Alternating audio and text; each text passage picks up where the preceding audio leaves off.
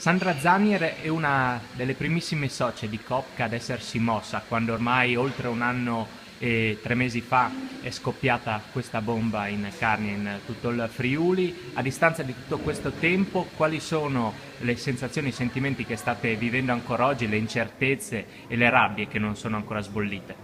Allora, guardi, in un anno c'è stato un momento di lotta, di unione, poi piano piano ci sono stati, per noi era una novità, comunque abbiamo fatto degli errori perché era la prima volta che ci trovavamo davanti a una cosa del genere, momenti di entusiasmo e di collaborazione, poi ci sono stati dei momenti di stanca.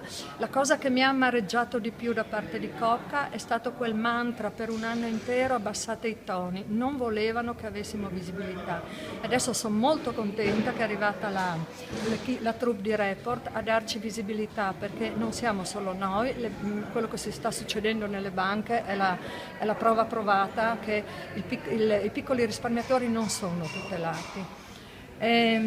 Contiamo molto sulla cooperativa 3.0 che ci ha promesso questo rimborso. Stiamo ancora aspettando, li ringraziamo per la disponibilità, stiamo aspettando, abbiamo bisogno anche di qualche conferma perché i soci adesso cominciano a scalpitare, è un problema sociale molto grave purtroppo.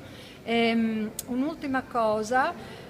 Da parte della direzione Copca c'è stata sempre quella volontà di dividerci con i dipendenti. Ancora oggi sento dire dei dipendenti: io so, e se parlo io cosa succede. Aspettiamo che parlino, gli chiediamo che parlino sti dipendenti. C'è la procura che probabilmente non aspetta altro per avere supporto alle loro indagini. A proposito di indagini dell'inchiesta portata avanti dalla Procura di Udine, c'è stata un'ulteriore richiesta di proroga dei termini. Cosa vi aspettate quando appunto si chiuderanno queste indagini?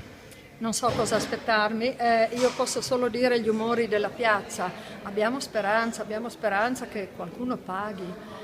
Non sappiamo, siamo in attesa e questo purtroppo, come ho già avuto modo di dire all'avvocato Campeis, la maggior parte dei risparmiatori è ultra ottantenne, non ha tempo. Non ha tempo, abbiamo bisogno di risposte e ormai da un anno, quasi un anno e mezzo, da quando è successo il crack, cominciano a morire queste persone. Cosa facciamo?